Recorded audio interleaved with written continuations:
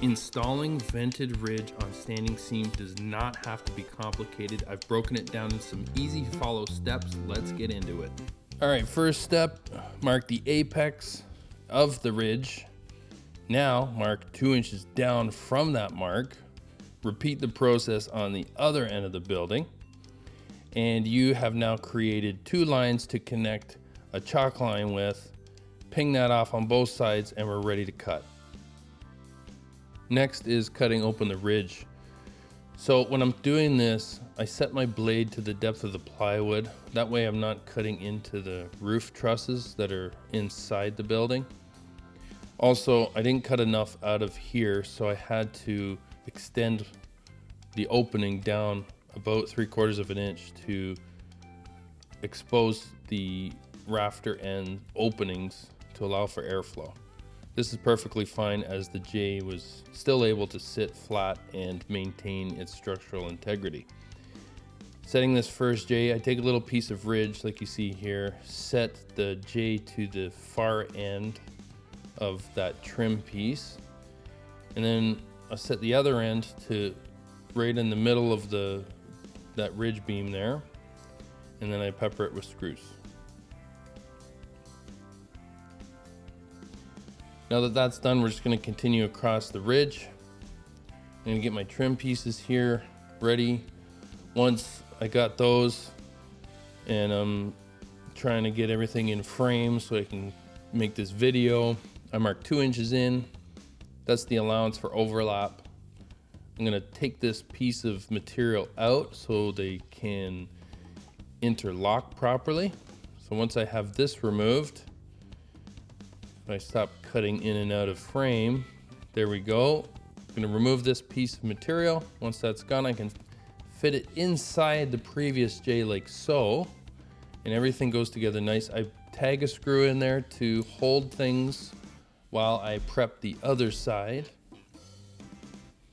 And once this side is all prepped, I slide it in the exact same nature and tag a screw. Now I take my little piece of ridge, just slide that thing over, and it holds those J's at the perfect distance apart from each other to hold that ridge just nice. I take those screws in and I pepper it. So you can see I'm using that little chunk of ridge as a jig, as a kind of a setting jig for these J's, so they're exactly where they need to be. I measure the last little bit here. I do the same notching pattern, making sure I'm underlapped 2 inches, exact same thing, and I measure right to that far end. Tag the screws in, notch this out, same thing, exactly the same process as before, just with a smaller piece. Stuff those in, tag that in, and then I make sure that these are lapped properly, slide that J a little more, measure, making sure I'm symmetrical, tag the screws, and remove the jig. Now it's time for our vent strips. These are by Cora Vent. I'll leave a link in the description. I want to show you how we install them. We just lay them on top. The screw placement's very important, keeping them high on the back side of that J, and then every 18 to 20 inches or so will be more than sufficient. I really like this product because it's kind of like a wafer style vent strip, making it really difficult for snow to pass through them. And they also come with a pre-installed bug screen. So, I mean, it checks all the boxes. I've gone over multiple different systems for ridge vent, and this is the winner for sure, by far. I really love them. I had to cut a little bit off of the vent strip. You just take a utility knife and cut it. Moving on to the ridge cap installation, I'm going to square off the end of this. I'm going to measure back 2 3/4, and this is for the fold down at the very end of the trim to kind of block off the end of the roof. So these will be folded down 90 degrees. I just give these a couple notches here, and then we can fold them down by hand and then make the miter cut for a finished look. This will get installed and it will cover up the end of that ridge vent system quite nicely. And once that's done, we can move on to the full pieces. I'll mark in 3 inches.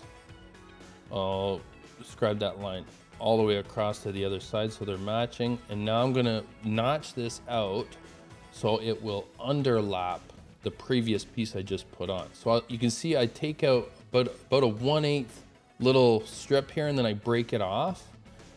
That will help so tremendously when sliding these guys in, and then it just fits together so nice. So once that's done, I have to flip it over and cut off these little tags. Takes 2 seconds. Cut off both these tags. Once that's done, I'm gonna flip the ridge cap back over, and they just kind of snap on. You just pull on them and they snap on. Slide it in, slide it right under that previous ridge. And because we made those 1/8 notches, it just slides in so nice. And thank God for that jig style J install that we did at the beginning, because it is making our life 10 times easier right now. Okay, for the final piece, we're gonna measure over our distance from the end.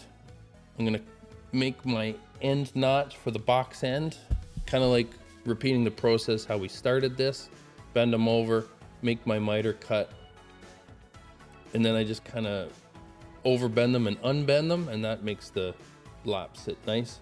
I'll just kind of lay it on top here to get my length, marking it against the previous piece that was installed, so I am 100% gonna underlap it exactly how much I need.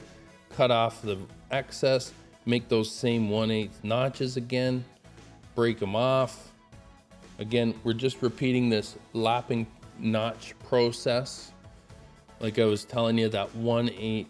I put a lot of emphasis on this because it really just helps things go so smooth. Make sure it's 1/8, no more than 1/8. If you go any more, then the ridge caps start to separate. Cutting the tails off for a nice install, snap it on and slide it in just like so. Give it a couple love taps. Finally, to finish things off, I tag in a couple soffit screws, color to match, on either end to keep the caps from sliding off one another, and we have our finished product. Be sure to click on screen for the next video in this process, and we'll see you in the next one. Bye for now.